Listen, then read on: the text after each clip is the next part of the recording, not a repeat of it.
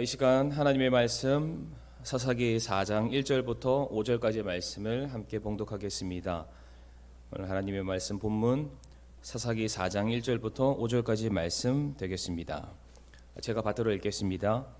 에훗이 죽은 뒤에 이스라엘 자손이 다시 주의 눈앞에서 악을 행함으로 주께서 하솔에게 통치하던 가나안 왕 야빈의 손에 그들을 파셨는데 그의 군대 대장은 이방인들의 하루셋에 거하던 시스라더라. 그에게는 철병거 900대가 있었고 그가 20년 동안 이스라엘 자손을 심히 학대하였으므로 이스라엘 자손이 주께 부르짖으니라. 그때에 라비돗의 아내 여대언자 드보라가 이스라엘을 재판하였더라. 그 여인은 에브라임 산의 라마와 베델 사이에 있던 드보라의 종려나무 밑에 거하였고 이스라엘 자손은 그녀에게로 올라가 재판을 받았더라. 아멘. 오늘 말씀을 위해서 함께 기도하겠습니다. 하나님 감사합니다. 오늘도 우리들에게 허락하여 주신 복된 주의 날 인하여 감사를 드리오며 오늘도 우리들에게 주실 하나님의 그 귀한 말씀을 우리가 사모하며 그 말씀이 우리들의 심령 깊은 곳에 새겨두는 복된 시간 되게 인도하여 주시옵소서. 예수님의 이름으로 기도를 드리옵니다. 아멘. 이 시간 사사기 4장 1절부터 5절까지의 말씀을 통해서 사사 드보라라는 제목으로 함께 말씀을 나누기 원합니다. 이번 시간은 사사기 13번째 시간이 되겠습니다. 그럼 이 시간 잠깐 복습한다는 차원에서 지금까지 12번에 걸친 사사기 말씀을 우리 성도님들께서 들으시면서 머릿속에 기억이 되는 또 각인되는 메시지, 교훈은 혹시 어떠한 것들이 있으십니까?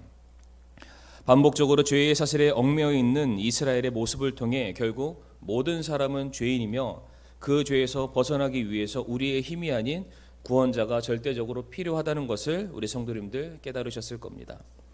또한 세상의 모든 것을 우리가 다 가진다 할지라도 우리의 마음이 완전하게 하나님께 정복당하지 않는다면 이 땅에서의 삶은 결코 평안과 행복하지 못하고 그것이 영원하지 못하다는 것을 우리가 또한 배우게 되었습니다.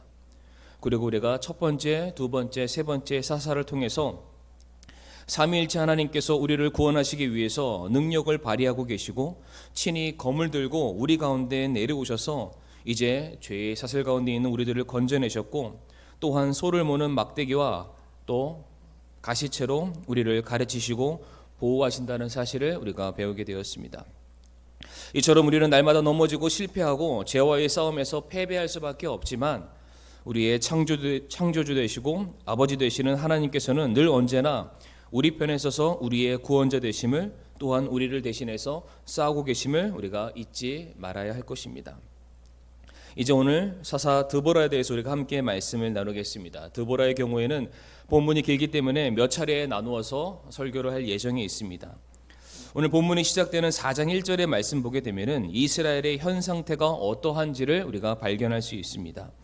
4장 1절 말씀을 다시 한번 읽어보게 되면 에훗이 죽은 뒤에 이스라엘 자손이 다시 주의 눈앞에서 악을 행함으로 라고 되어 있습니다. 항상 한 명의 사사가 등장할 때에는 그에 합당한 이스라엘의 영적인 상태, 그들이 얼마나 타락했는지의 정도를 먼저 성경이 우리에게 가르쳐주고 있습니다. 1절 말씀에 다시라는 말씀이 또한 등장을 하고 있습니다. 이것은 제가 얼마 전에 드렸던 그 설교 시간에서도 우리가 확인되었다시피 이전 것을 기반으로 해서 무엇인가가 더 더해졌다 혹은 이전 것보다 2배가 더 많아진 상태다라고 말씀을 드렸던 것이 우리 성도님들 기억나실 겁니다. 그런데 여기서 우리가 잠깐 생각해 봐야 될 것이 무엇이냐면 오늘 본문에서 드보라 시대에 이르러서 이스라엘이 그때서 처음으로 범죄한 것이 아니라는 겁니다.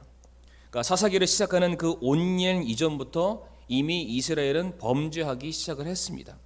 온일로 말미암아 구원받은 이스라엘이 온일이 죽고 난 이후 그들이 또다시 범죄를 저지르게 되었습니다. 이때 이미 기존에 그들이 범죄한 것에서 배나 더 되는 악랄한 범죄를 그들이 반복해서 지었다는 것을 우리가 배웠습니다. 그리고 에훗에 의해서 또한 건짐을 받은 이스라엘이 또한 삼갈 시대 때에 또다시 그들이 범죄를 저지르게 됩니다. 그러니까 계속해서 반복적이고 극심한 우상 숭배 온갖 범죄가 이스라엘 안에 들끓었다라는 것을 우리가 확인할 수가 있습니다. 그리고 오늘 본문을 보게 되면 또 다시 그들이 죄를 범하였다라고 말하고 있습니다. 그러니까 단순히 지난번에 비해서 2배 더 악해졌고 2배 더 많은 죄를 범하였다라고 우리가 이해할 것이 아니라 산술적으로 따지게 되면 이미 온니엘 때 2배 더 범죄하였습니다. 그리고 거기에 비해서 에훗 때 더 2배를 범죄하게 되었고, 또한 삼갈 때 2배를 더 범죄하게 되었고, 오늘 본문에 2배나 더 갈수록 흉악해지고 추악한 모습으로 죄를 탐하고 있는 이스라엘의 모습을 우리들에게 보여주고 있다는 사실입니다. 갈수록 악랄해지고 있는 이스라엘의 모습이 오늘을 살아가고 있는 저와 성도님들의 그러한 모습이 아닐까 참으로 염려가 되는 그런 부분이기도 합니다. 분명히 앞서서 3명의 사사가 거쳐가는 그런 과정을 통해서 왜 자신들의 삶의 고난과 전쟁이 끊이지 않는지, 왜 이방 나라의 손에 그들이 지배를 당해야만 했는지를 그들이 명확하게 체험했음에도 불구하고 그들은 또다시 죄의 나락으로 빠져들게 되었던 것입니다. 제가 이와 같은 자들의 모습에 대해서 지난 시간 무엇과 같다라고 말씀드렸는지 혹시 기억나십니까? 바로 개와 돼지입니다. 거룩한 하나님의 백성들이 자신의 신분과 위치를 망각한 채 여전히 육신의 정욕에 사로잡혀서 오직 먹고 마시는 것에만 혈안되어 살아가는 그 모습이 짐승과 같다라고 성경 우리에게 가르쳐주고 있습니다. 자, 그렇다면 어째서 이 모든 것이 죄인 줄 알면서도 그들이 또다시 이와 같이 죄 짓기를 반복했던 이유가 어디 있다고 우리 성도님들은 생각하십니까? 우리가 사사기서 말씀을 반복한다는 차원에서 우리가 다시 사사기 3장 7절 말씀, 첫 번째 사사가 등장했던 그 시대적인 배경을 살펴보게 되면 이런 말씀이 기록되어 있습니다. 또 이스라엘 자손이 주의 눈앞에서 악을 행하여 주 자기들의 하나님을 잊어버리고 바알들과 작은 숲들을 섬겼더라 라고 되어 있습니다. 이스라엘의 첫 번째 사사가 등장하기 전에 이제 곧 본격적으로 그들이 죄를 짓기 시작한 이유에 대해서 성경은 말하기를 이스라엘 자손이 주의 눈앞에서 악을 행하였고 또한 주 자기들의 하나님을 잊어버렸다라고 말하고 있습니다. 그들이 악을 행한 이유가 무엇입니까? 바로 하나님을 잊어버렸기 때문입니다. 성도님들, 이것은 우리가 온니엘 때 전했던 그 말씀으로서 하나님을 잊어버렸다 해서 그 잊어버렸다의 그 의미가 무엇인지 우리 성도님들 기억하실 겁니다. 단순히 그들의 뇌리 속에 기억나지 않는 것, 그것 때문에 잊어버렸다는 뜻이 아니었습니다. 다른 곳에 두다라는 것이 잊어버렸다라고 말씀을 드렸습니다. 그들의 눈에 보이지 않는 곳에 하나님을 모셔다 두었으니까 당연히 하나님에 대한 존재를 그들이 잊게 된 것이고, 그들의 당장 눈앞에 보이는 이 세상과 우상을 그들이 따르게 되었던 것입니다. 그리고 하나님께서 계시는 그 자리를 그들이 떠나 있었기 때문에 그들이 하나님을 잊어버리게 된 것입니다. 분명 하나님은 그들과 함께 하셨습니다. 성막이 그들 가운데 버젓이 존재하고 있었습니다. 하지만 그들은 더 이상 하나님이 계시는 그 성막을 찾아가는 그 일을 그들이 중단하게 되었던 것입니다. 그들이 반드시 있어야 될 자리, 그들이 마땅히 드려야 될 예배의 자리를 그들이 떠나게 되는 바로 그 순간 이스라엘 백성들은 하나님을 잊어버리게 되었던 것이고, 그로 말미암아 반복된 죄의 사슬, 죄의 굴레에서 그들이 벗어나지 못하게 되었던 것입니다. 그러니까 우리 성도님들, 왜 이스라엘이 범죄하기 시작했던 것입니까? 그들이 있어야 될 자리, 마땅히 하나님을 예배하고 하나님을 기념하고 또한 하나님께 영광을 돌려드려야 될 그 자들이 자기가 있어야 될 그 자리를 지키지 못하고 그것을 잊어버리고 그 자리를 떠나는 순간 바로 죄가 시작이 되었던 것입니다. 로마서 3장 10절부터 11절 말씀에서도 죄가 바로 하나님을 잊어버리는 것이다 라고 성경은 말하고 있습니다. 로마서 3장 10절부터 11절 말씀을 보게 되면 이것은 기록된 바 의로운 자는 없나니 단 한 사람도 없으며 깨닫는 자도 없고 하나님을 찾는 자도 없다라고 말하고 있습니다. 지금 이 말씀에서 누가 죄인이라고 말하고 있습니까? 하나님을 찾지 않는 자가 죄인이라고 말하고 있습니다.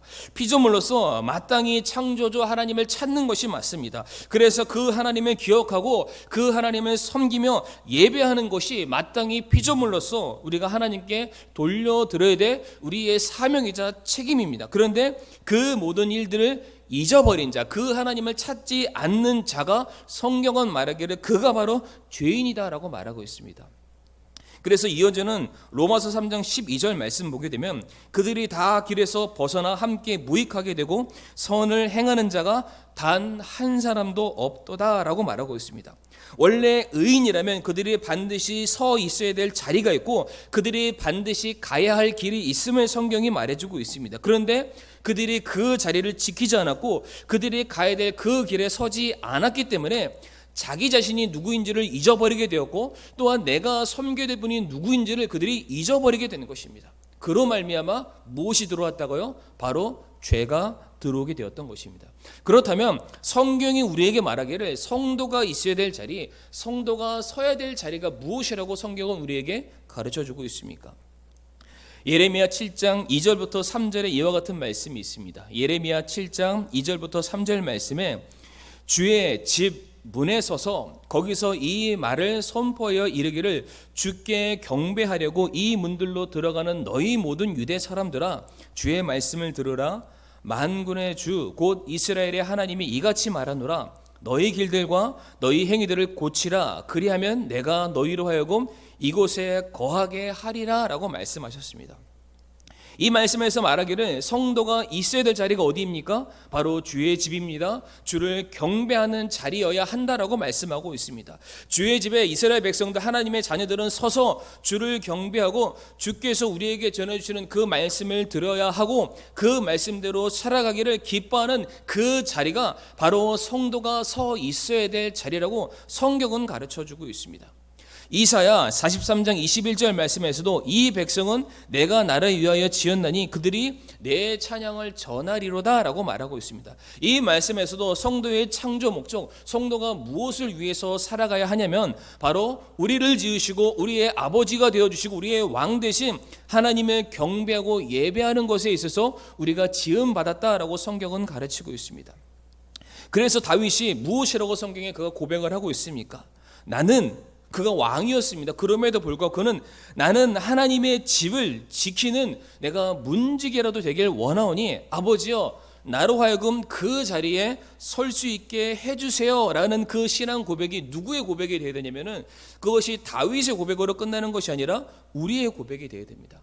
모든 구원받은 하나님의 자녀라면은 마땅히 지음 받은 바 피조물이라는 사실을 인정하는 모든 사람들이라면은 성도가 있어야 될 자리, 바로 그 자리, 하나님의 집 성전 안에 거하기를 누구보다 기뻐해야 된다는 사실입니다. 이거는 건물로서 외형적인 그런 성전만을 의미하는 것이 아니라 성도라면 하나님이 계시는 하나님의 만남이 있는 그 자리를 날마다 사모해야 되고 그 자리에 서 있는 것이 내가 사랑하는 내 삶의 목적이라는 것을 우리가 한순간도 잊어서는 안 된다는 것입니다. 그런데 지금 이스라엘 백성들이 그들의 눈이 지금 하나님으로부터 떠나 그들이 세상을 향하게 된 것입니다. 그래서 우리 성도님들 기억하시죠?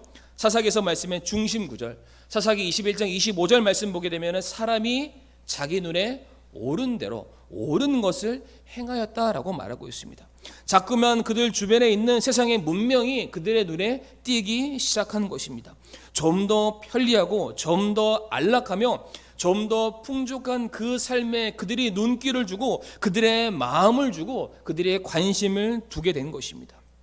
그래서 결국 그들이 하나님이 계시는 그 자리, 하나님을 섬겨야 될 그 자리를 떠나서 세상이 준다는 그 풍요와 성공을 보장해 준다는 그 거짓말에 그들이 현혹이 되어서 바알신과 아세라신과 금오스 신과 같은 온갖 우상들을 가져다 놓고 섬기는 그러한 모습으로 그들이 타락하고 말았던 것입니다.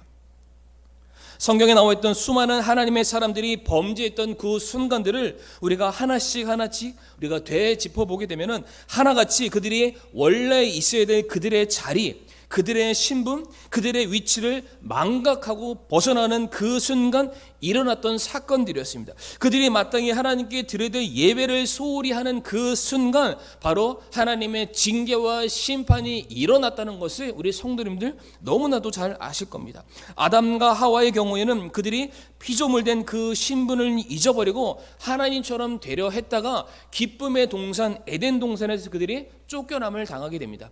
아담의 경우에는 모든 만물을 다스리는 동산지기로서 이 세상의 가장 막강한 권력과 직책을 가졌는데 그것을 다 빼앗기고 땀 흘리면서 수고로이 그가 먹고 사는 문제를 스스로 해결해야 되는 낮은 종의 자리로 그가 타락하고 말았습니다.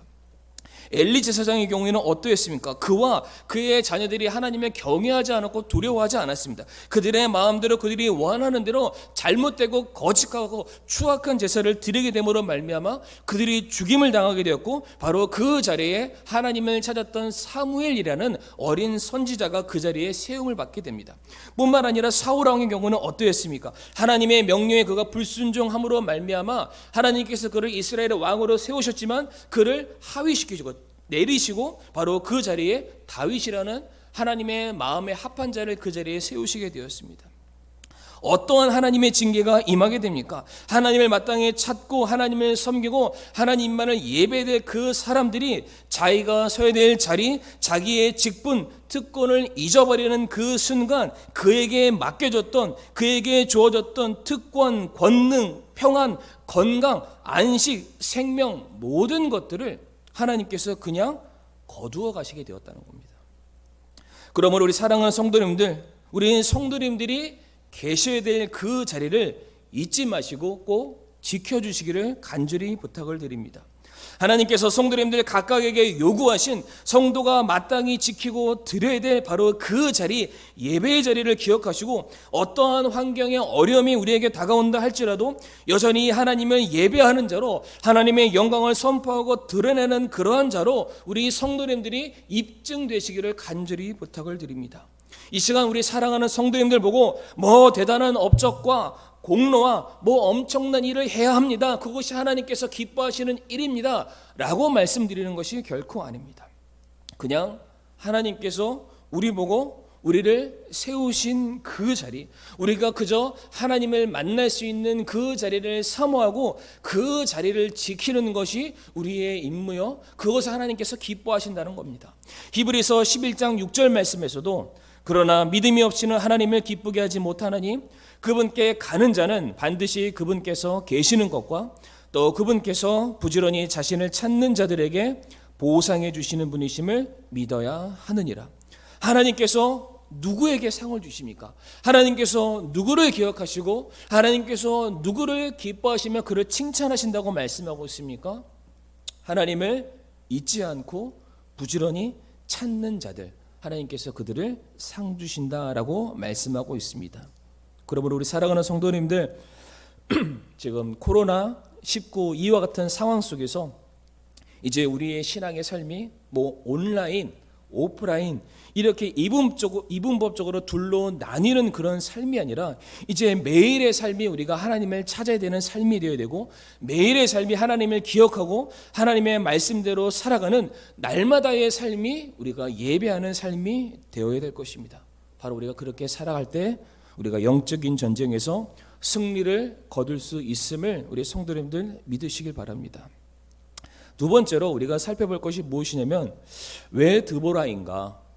왜 하나님께서 이스라엘을 건져내는 그 엄청난 역사 가운데 왜 한 여인이었던 드보라를 세우셨는가에 대해서 제가 말씀을 통해서 한번 살펴보겠습니다. 우리가 4절 말씀을 다시 한번 읽어보겠습니다.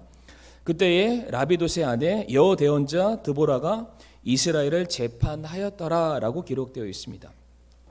죄의 사슬에 얽매여서 고통받고 있는 이스라엘을 하나님께서 구원하시기 위해서 보내셨던 그 사사 재판관 드보라가 등장을 하게 됩니다. 여기서 우리가 드보라에 대해서 알 수 있는 한 가지 정보는 무엇이냐면 그 여인은 대언자였습니다. 혹은 선지자였다라고 우리가 말할 수도 있습니다. 성도님들, 대언자가 어떠한 일을 혹시 하시는지 알고 계십니까? 대언자란 하나님께서 자기 백성들에게 직접 말씀하실 수 있습니다. 그럼에도 불구하고 하나님은 한 사람을 불러서 그에게 말씀을 주시고 그로 하여금 대신해서 하나님의 말씀과 뜻과 계획을 전달하게 하십니다. 그러니까 대언자라는 것은 그들이 스스로 마치 점쟁이처럼 앞날을 미리 알고 점쳐서 그것을 말하는 사람이 아니라 하나님께서 그들에게 전하라고 맡겨주신 그 말씀만을 전달하는 사람이 대언자요 선지자입니다. 그러니까 오늘 본문에서 드보라가 사사요 혹은 재판관으로 세움을 받게 된 이유가 어디에 있습니까? 바로 드보라에게 하나님의 말씀이 주어지고 맡겨졌기 때문입니다. 당시 시대적으로 여자에 대한 권위는 전무했다고 합니다. 그러니까 사회적인 통념 또한 여인의 경우에는, 지금은 좀 많이 다르지만 여인의 경우에는 무시의 대상, 전혀 사람의 수에도 들지 않는 것이 바로 여인이었다고 합니다.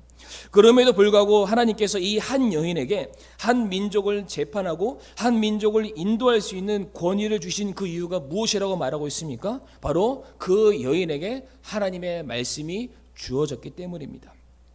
하나님의 말씀을 통해서 하나님의 마음을 알 수 있고 하나님의 뜻을 분별할 수 있었기 때문에 바로 하나님의 백성인 이스라엘이 어떠한 의사결정을 하거나 분쟁과 재판할 수 있는 권위는 당연히 하나님의 말씀을 가진 그 사람을 통해서 이루어지는 게 맞다는 것입니다.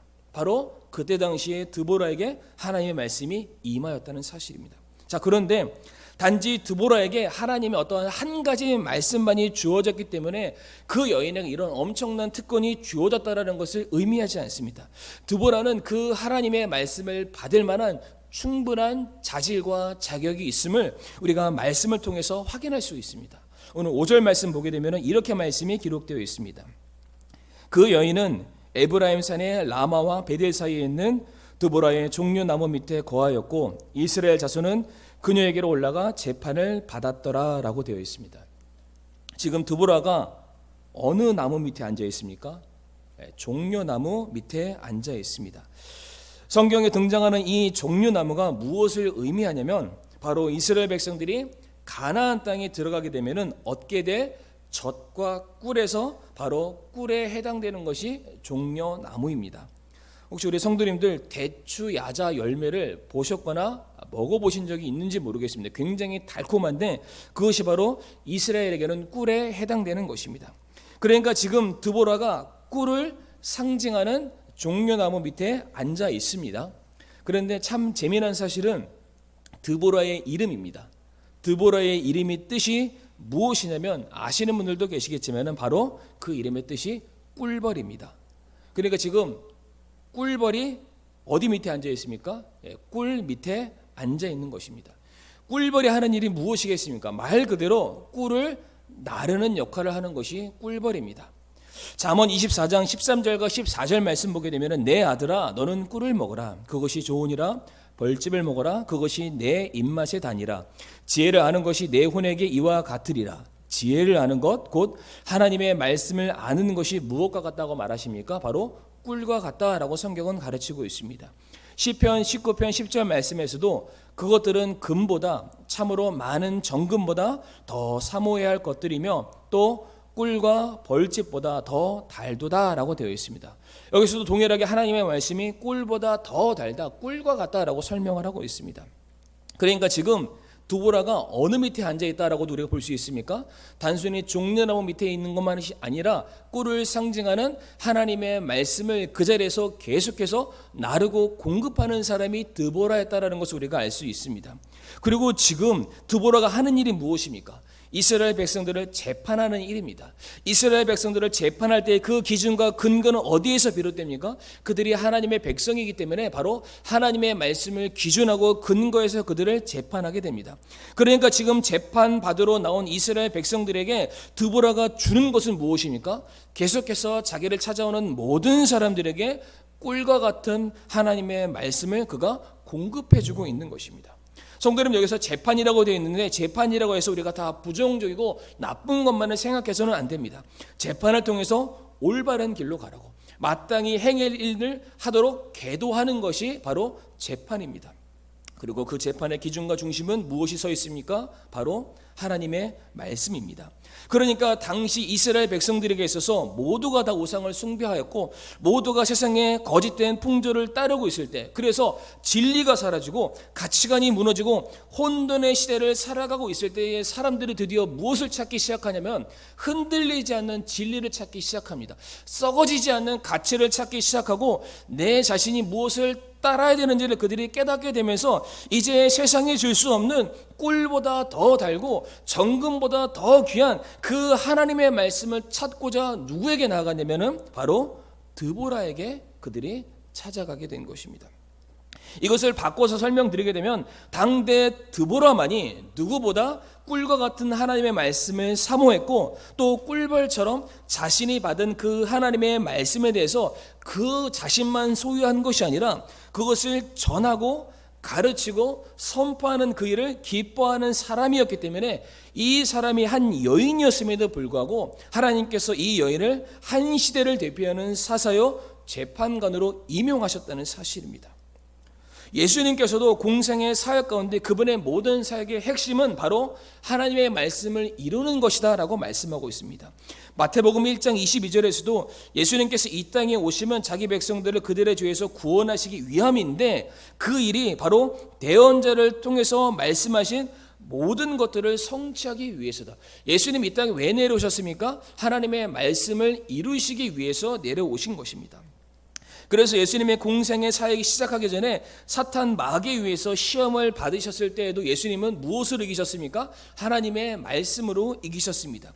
요한복음 4장 34절에서는 예수님께서 그들에게 이르시되 내 양식은 나를 보내신 분의 뜻을 행하고 그분의 일을 마치는 것이다. 예수님의 삶에 있어서 삶의 원동력 생명은 하나님의 말씀을 공급받는 것이다 라고 말하고 있고, 예수님께서 수많은 자기를 따르는 사람들에게 내가 너에게 줄 것은 하나님의 말씀밖에 없다라고 그렇게 가르치셨습니다. 또한 겟세마네 동산에서 그 눈물이 핏방울이 될 때까지 기도하셨을 때에 예수님께서는 내 뜻이 아니라 아버지의 뜻, 말씀이 이루어지기를 원하십니다라고 고백을 하셨고, 요한복음 18장 9절 말씀에 이것은 그분께서 하신 말씀 곧 아버지께서 내게 주신 자들 중에 내가 하나도 잃어버리지 아니하였나이다 하신 말씀이 성취되게 하려 하심이라 라고 되어 있습니다. 그러니까 예수님의 사역의 중심에는 늘 하나님의 말씀이 함께했고, 예수님의 입에는 늘 하나님의 말씀만이 선포되었고, 예수님께서는 늘 하나님의 그 말씀을 실천하고 순종해내는 삶을 사셨습니다. 그러하기에 우리가 예수님을 우리의 구원자요 훗날에 우리의 재판관으로 서시기에 부족함이 없다라고 우리가 그렇게 인정하고 믿고 있다는 사실입니다. 그러니까 이 당대의 드보라 역시 한 여인으로서 사회와 세상에서는 인정받지 못하는 신분과 위치에 서 있었지만 그 여인을 대언자여 사사로 인정하고 수많은 사람들이 그 여인에게 찾아갔던, 그래서 찾아가서 재판을 받았던 이유가 어디에 있습니까? 바로 그 여인만이 하나님의 말씀을 소유하고 있었기 때문입니다. 이 드보라만이 하나님의 말씀대로 살려고 애를 써왔던 사람이었기 때문에 수많은 사람들이 그 여인 곧 하나님의 말씀을 찾아 나아갔던 것입니다. 성도님들, 우리가 지금 뉴스나 매체를 통해서 많은 것들을 우리가 접하고 듣고 있습니다.